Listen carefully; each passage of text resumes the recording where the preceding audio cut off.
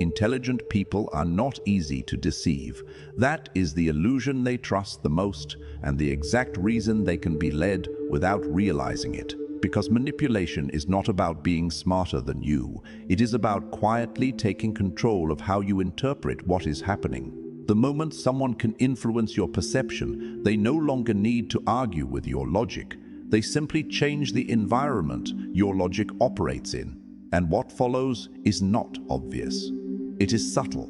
Emotional pressure disguised as concern, confusion disguised as dialogue, moral tension disguised as truth.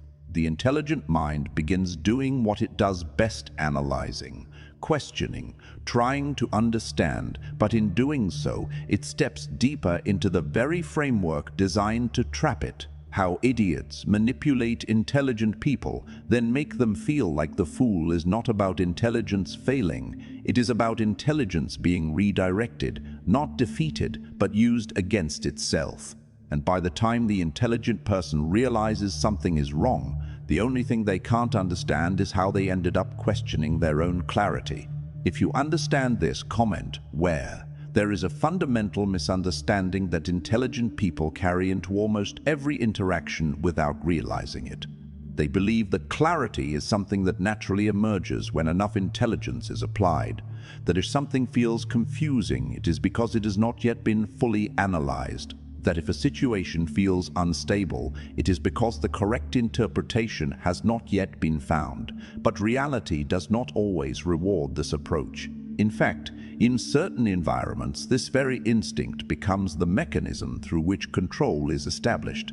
Because not every situation is designed to be understood. Some situations are designed to disorient the person attempting to understand them. This is where a deeper principle, observed long before modern psychology, becomes relevant. Niccolò Machiavelli understood that human behavior is not governed primarily by intelligence or rational thought. It is governed by perception, fear, and self-interest. And more importantly, he recognized that in many situations, what matters is not the truth of a matter, but what people can be led to believe about it.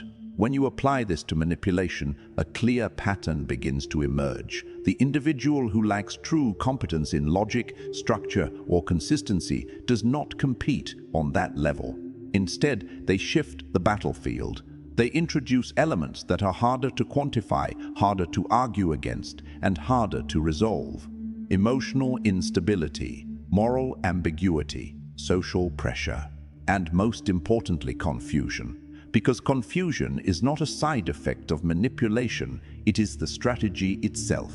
When a person can no longer clearly define what is happening, they begin to rely on interpretation. And when interpretation becomes the primary tool, whoever controls the framing of the situation controls the outcome. This is where intelligent individuals unknowingly place themselves at a disadvantage. Their strength lies in their ability to analyze, but analysis requires structure. It requires consistency. It requires that the variables remain stable enough to be evaluated. A manipulative individual does not allow that stability to exist. They change tone, they change intent, they contradict themselves without acknowledgement, they introduce emotional reactions that feel disproportionate to the situation. They create a sense that something is wrong, but never clearly define what that something is, and in response, the intelligent mind does what it has always done. It tries to resolve the inconsistency. It searches for logic where logic may not exist. It searches for fairness in a space that is not governed by fairness. It attempts to restore order in an environment designed to prevent it. And this is the first stage of the trap, because the longer an intelligent person attempts to make sense of something that resists clarity, the more they begin to question their own perception. Not immediately, not consciously, but gradually, subtly. They begin to ask, did I misunderstand? Was I too harsh? Am I seeing this incorrectly? These questions seem responsible. They seem reflective. They seem like signs of intelligence and self-awareness. But in a manipulative environment, these questions serve a different function. They redirect attention away from the external dynamic and inward towards self-doubt. And once that shift occurs, the dynamic changes completely.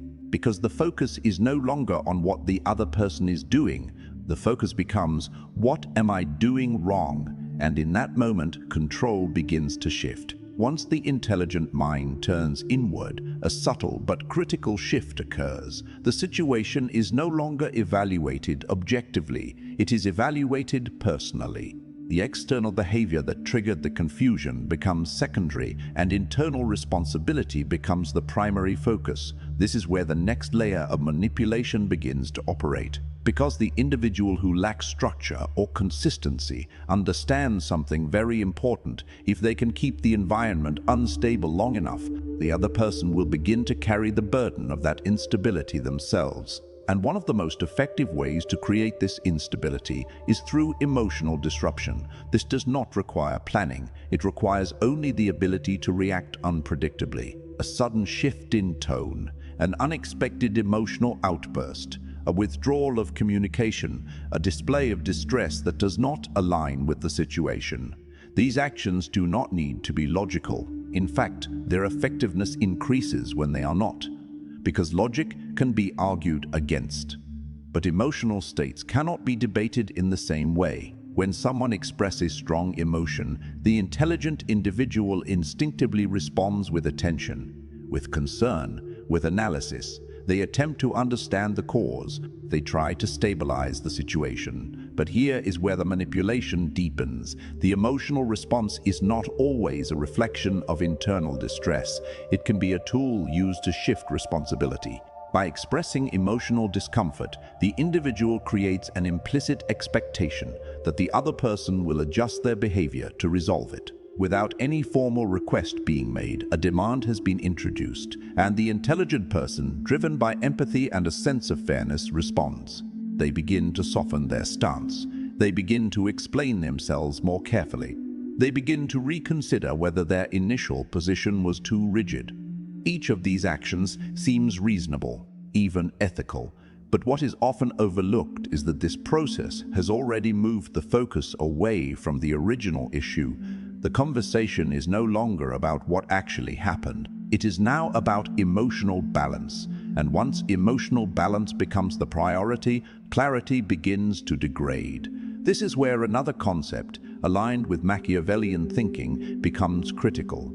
Niccolò Machiavelli repeatedly emphasized that appearances shape reality in the minds of others far more than objective truth does. In this context, the person who appears to be in distress gains an immediate advantage, not because they are right, but because they are perceived as vulnerable. And vulnerability in social dynamics carries weight. It signals moral priority. It discourages confrontation. It introduces hesitation. The intelligent individual, seeing vulnerability, hesitates to challenge it. They begin to question whether doing so would be unfair, and that hesitation is precisely where control is established. Because while they are deciding how to respond in a way that is both logical and ethical, the other person is not operating under the same constraints. They are not trying to be fair. They are trying to achieve an outcome, and that difference changes everything. At this stage, the intelligent person is no longer simply analyzing. They are negotiating with a set of rules that only they are following. And the moment you enter a negotiation where only one side respects the rules, you are no longer in a position of equal power. You are operating within someone else's framework. And that is where the most subtle form of manipulation takes place, not through force, not through argument, but through invisible pressure. Pressure that says, you should understand, you should be more considerate, you should not react this way. Each of these statements, spoken or unspoken, shifts the burden of responsibility onto the intelligent individual. And over time, this creates a pattern. They begin to over-explain. They begin to over-explain. They begin to overanalyze their own behavior. And in doing so, they slowly step out of clarity and into compliance. There is another layer in this dynamic that is often underestimated, yet it is one of the most effective tools available to a manipulative individual. It does not rely on emotion alone. It does not rely on logic either. It relies on time, specifically the removal of time. When a situation is compressed, when a decision is demanded immediately, the human mind undergoes a subtle but critical shift. Instead of engaging in deliberate analysis, it defaults to rapid judgment. Instead of evaluating evidence carefully, it begins to rely on instinct, pattern recognition, and emotional weighting. This is not a flaw in human cognition. It is a survival mechanism designed for environments where immediate action is necessary. But in controlled social environments, this mechanism becomes a vulnerability. A person who can create urgency gains influence over decisions not by presenting better arguments, but by eliminating the conditions required to evaluate arguments properly. They do not need to convince you that they are right. They only need to ensure that you do not have the time to determine whether they are right or not. Statements such as, "Answer now," "We need to decide immediately," "This can't wait." These are not neutral statements. They are pressure mechanisms. They compress your cognitive space. They reduce your ability to think deeply. And most importantly, they create a psychological framing in which hesitation begins to feel like failure. And the intelligent individual, recognizing the importance of clarity and responsibility, often attempts to comply. Not because they are convinced, but because they believe that delay would be irresponsible, uncooperative, or even irrational. This is where the mechanism becomes more refined, because the decision is not being rushed to achieve a better outcome. It is being rushed to prevent reflection. Reflection is where intelligence operates at its highest level. It allows you to revisit assumptions, test logic, and compare perspectives. Without it, intelligence becomes reactive instead of analytical. And without reflection, even the most intelligent mind begins to lose its structural advantage. At the same time, another tactic begins to operate in parallel, one that is equally subtle but far more destabilizing over time. The distortion of argument. This does not always appear as direct disagreement. In many cases, it appears as misinterpretation. A carefully constructed position is simplified. A nuanced explanation is reduced to something more extreme. A precise point is reframed into something broader, more emotionally charged, or more easily challenged.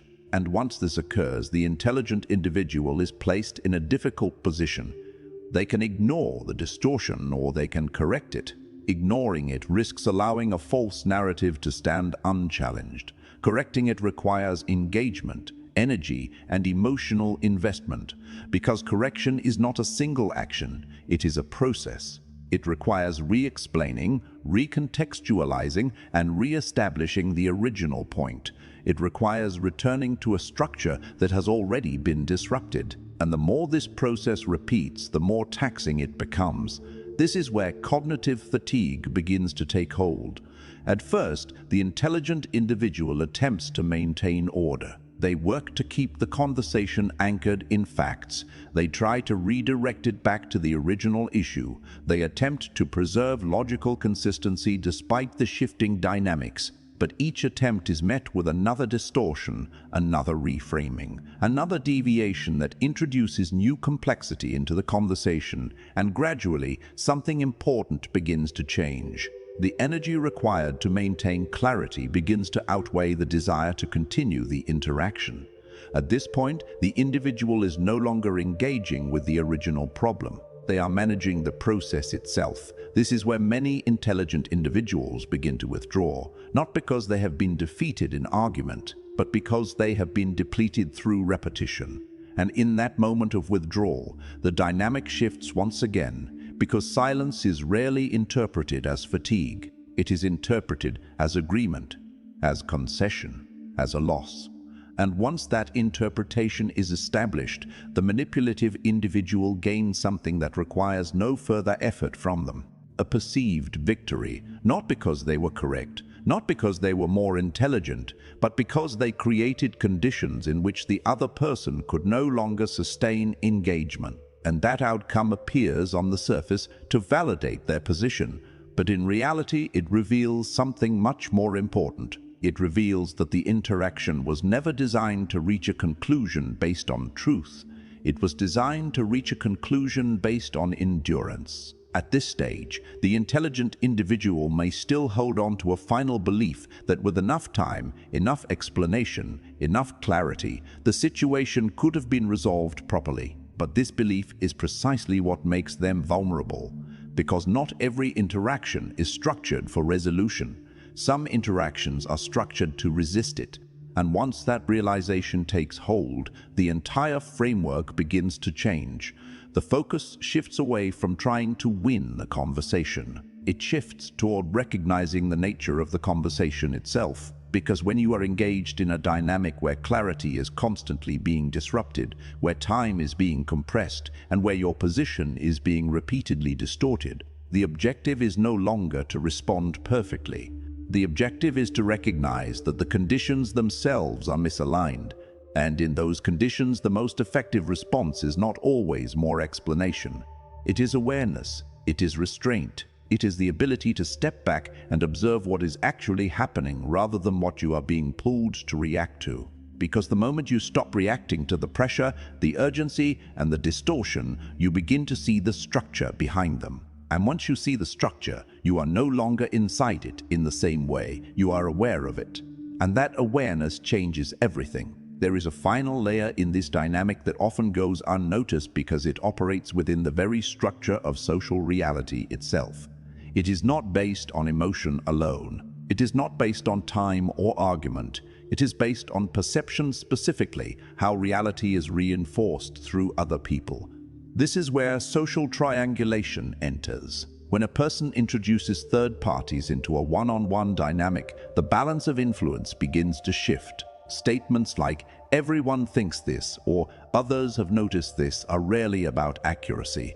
They are about pressure, because human beings are not purely rational, they are social. And within social environments, the perception of consensus carries weight even when it is not verified. The intelligent individual committed to fairness and accuracy does not dismiss these claims outright. They pause, they consider, they evaluate whether there is truth to what is being said. And in that moment, something subtle happens. They begin to question not just the situation, but their place within it. Am I the only one seeing this differently? Am I missing something others are seeing? These questions appear responsible, even humble, but they also introduce doubt into a system that was previously anchored in clarity. And once doubt is introduced, the structure begins to weaken. The individual who initiated the triangulation does not need to prove anything.